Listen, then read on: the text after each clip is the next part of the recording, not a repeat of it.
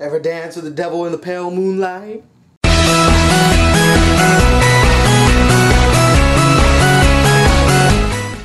What up, y'all? It's the Black Critic Guy, and in anticipation for the upcoming Dark Knight Rises, I present a week-long review of the last 6 Batman movies that came before Dark Knight Rises, starting with the decent ones, the bad ones, and the really great ones. And we're kicking it off with the 1989 Tim Burton film, Batman. So the basic plot of Batman is it basically follows Batman as he goes beat up criminals, and he's this Caped Crusader, and he got to stop the Joker from taking over Gotham. That is the basic plot of Batman. Now, in watching this movie, again, since I've already seen The Dark Knight, I kind of do make the comparison between Jack Nicholson and Heath Ledger's Joker. And for the time that it came out, Jack Nicholson killed it as the Joker. Compared to Heath Ledger, it's a much more darker take on the character, as, you know, Jack Nicholson's character is more of a whimsical, lighthearted, but maniacal take on the Joker, and he did it flawlessly. I mean, when you think of the Joker, you think of this silly but insanely maniacal villain who can basically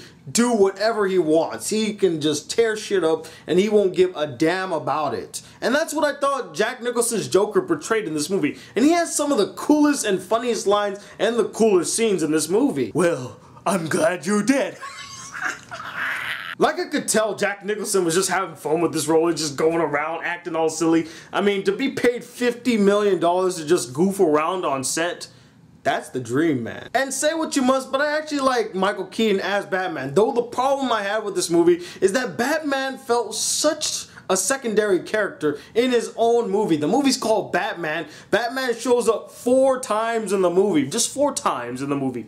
But when he shows up as Batman, man, does he kick a lot of ass. Now, the story is as simple as it can be. It's just Batman going around beating up on criminals, trying to stop the Joker. And actually you get like an origin story of how the Joker came to be, which is somewhat related in the comics, because that's one of the origin stories of how the Joker became the Joker. He fell into that vat of acid and it drove him insane. Alright, now the problems of the movie. Now, I know this movie was made in a different time, so what was considered like dark and gruesome back then is not considered dark and gruesome right now. So the comparison there, you don't need to make it. But for the time that it came out, I guess it could have been called dark and gruesome. I mean, there's a lot of death in this movie. Like, Batman, of all people, kills people in this movie, you know? And I was like, that really goes against the Batman lore. But again, you know, this is Tim Burton we're talking about.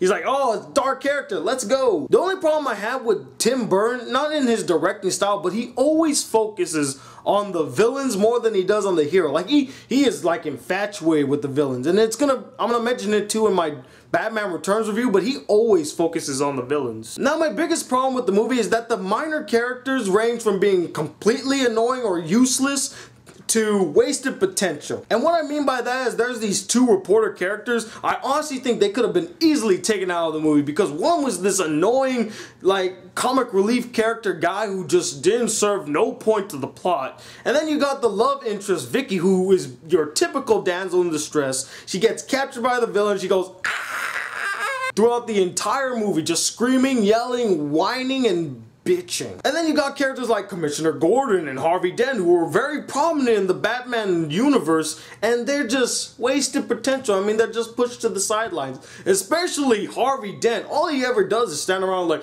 well, we gotta get Batman and figure out what's going on and stop this Joker guy from doing stuff. Now, he didn't talk like that, but basically that's the point. He just stood around and he didn't do nothing. And Commissioner Gordon, they could have done so much with that character, and he was just blah, wasted. Also, the chemistry between characters was lacking. I wanted them to really highlight the fact that Alfred is not only Bruce's butler, but he's also like this companion and also one of his mentors that helps him through this hard struggle. And it didn't seem like that. It just felt like he was the butler and he had to go get his code and tell him to go into the Batcave. I didn't feel a connection with them. And also with Bruce and Vicky, no love connection at all. It just dragged and dragged and you didn't care. So overall, Batman had some decent acting, with one exception, with Jack Nicholson killing it as the Joker. No one really played their roles really badly. It's just no one else really impressed besides Jack Nicholson.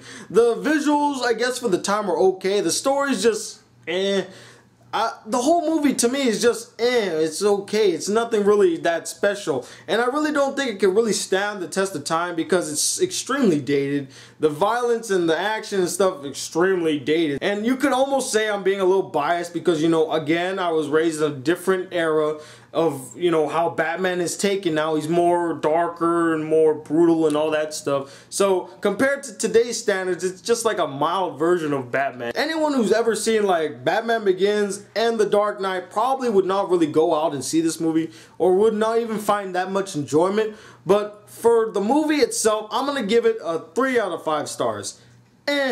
It's okay. If you never see the first 1989 Tim Burton Batman, no one's gonna beat you up for it. But anyway, what did you guys think of this movie? Did you like it? Did you hate it? Did you grow up with this movie? Did you get to see it in theaters? Comment below and let me know. And also, let me know who is your favorite Batman villain. Honestly, the Joker will forever be my favorite Batman villain.